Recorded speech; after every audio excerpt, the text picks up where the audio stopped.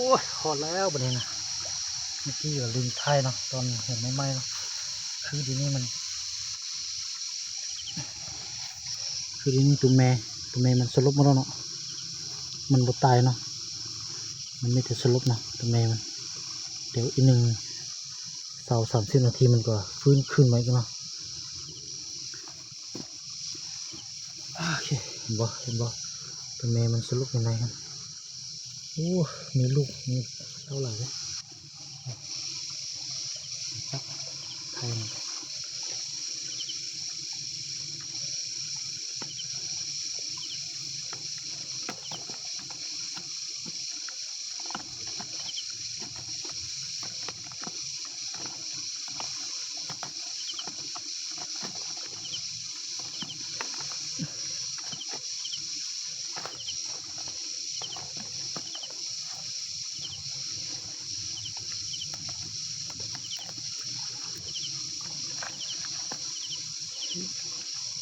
โอ้สล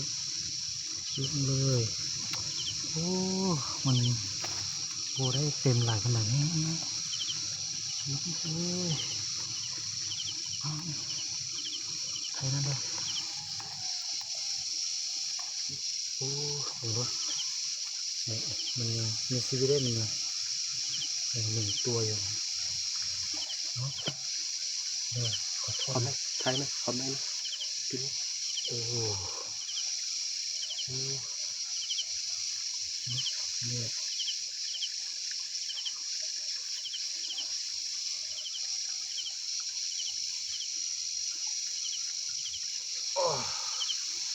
มันแพ้เนาะมันบดเต็มป่ะมันเลยว่าซ้ำเนี่ยมันป่วยเราเด้จุนั่นมันป่วยออกเด้นี่มันป่วยเรา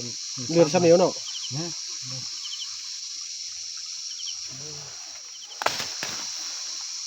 ไปพิจารณา พวกใส่